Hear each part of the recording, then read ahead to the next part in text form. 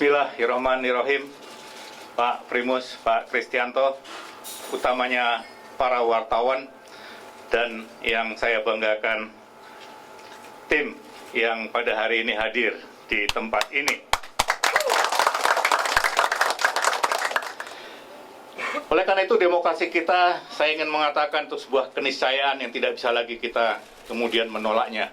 Kita harus jalan terus, kita sudah sampai pada titik yang kita sebut sebagai point of no return. Masalahnya tinggal lagi demokrasi yang kita laksanakan ini jangan hanya sekedar sebagai demokrasi formalitas dari pemilu satu ke pemilu lainnya, pilkada dan selanjutnya, tetapi realitanya kita belum masuk kepada demokrasi substansial. Yang inti dari demokrasi substansial itu adalah kesejahteraan yang berkeadilan sesuai dengan cita-cita nasional kita. Jadi kesimpulannya, demokrasi itu bukan tujuan, tapi hanyalah cara. Dan sampai dengan hari ini, kita bangsa Indonesia menyadari bahwa demokrasi itu merupakan cara terbaik yang akan terus kita gunakan sampai tujuan nasionalnya kita dapat.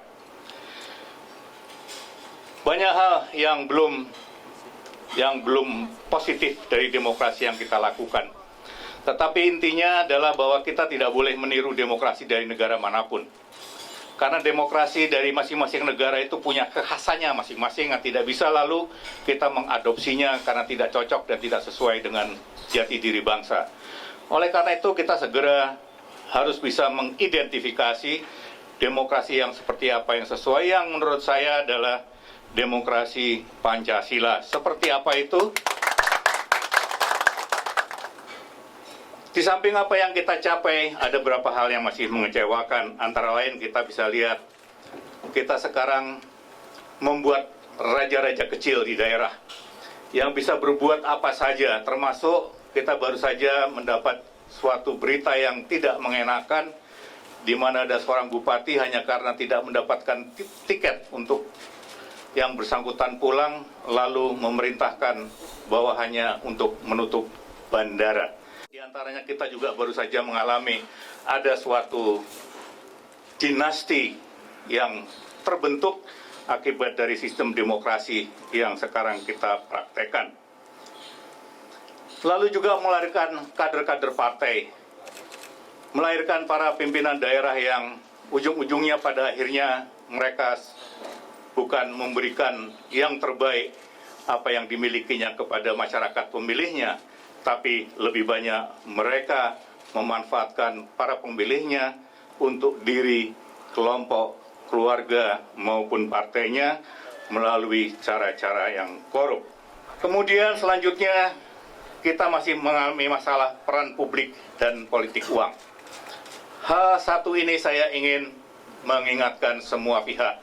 Untuk kita mau harus bekerja sama menghadapi, atau kita harus bekerja sama untuk menghilangkan politik uang ini. Sebab yang terjadi korupsi antara lain akibat dari politik uang yang berlaku. Suara dibeli dengan uang.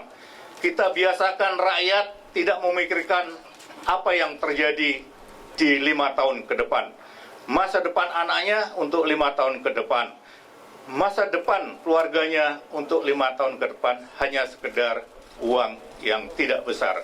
50.000 sampai dengan 100.000 yang hanya bisa dinikmati sehari 2 hari dengan menggadaikan masa depannya 5 tahun. Ini bahaya dari politik uang. Tolong media, saya ajak di sini bagaimana kita harus memerangi politik uang kalau kita ingin bangsa ini terus maju ke depan, mencapai cita-citanya, kesejahteraan masyarakat yang berkeadilan.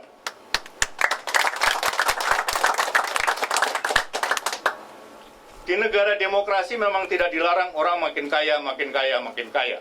Itu adalah hak setiap warga negara. Tetapi kewajiban pemerintah adalah menaikkan agar kemudian mereka-mereka yang masih hidup di bawah garis kemiskinan, pendapatannya bisa meningkat agar kehidupan mereka menjadi lebih baik. Kalau ini yang terjadi, maka koefisien itu bukan dengan mengerem laju pertumbuhan orang-orang yang sudah kaya, tetapi bagaimana ini dengan kecepatan yang cukup mengejar ketertinggalannya. Kalau ini yang terjadi, walaupun ini naik, tapi ini kecepatannya lebih tinggi, maka koefisien Gini itu akan makin sempit dan kita menyelesaikan permasalahan yang sampai dengan hari ini masih sekitar 30 juta rakyat Indonesia yang hidup dengan kurang dari Rp10.000 satu hari. Oleh karena itu, pertanian harus menjadi fokus utama. Terlebih karena para petani kita termasuk bagian dari kelompok yang tadi hidup kurang dari Rp10.000 satu hari. Kalau kita mau perbaiki sistem pertanian kita, ada 2 poin yang kita dapatkan.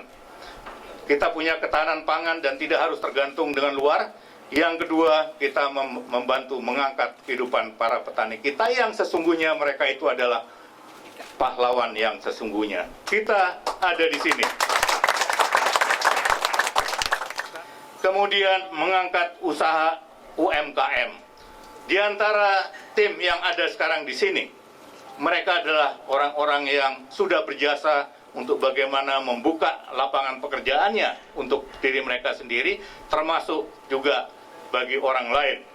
Dan ini rata-rata mereka berada pada UMKM. Mereka adalah pedagang-pedagang kaki lima yang bergerak di sektor informal.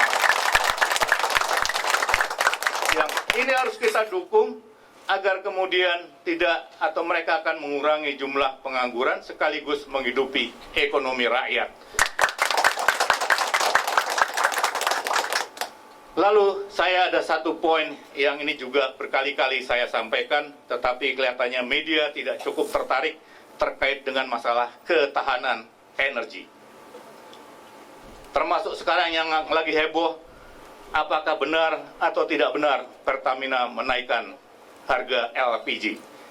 Begini, kita itu punya gas, punya batu bara, punya panas bumi, punya matahari yang bisa kita andalkan untuk mencukupi kebutuhan energi kita.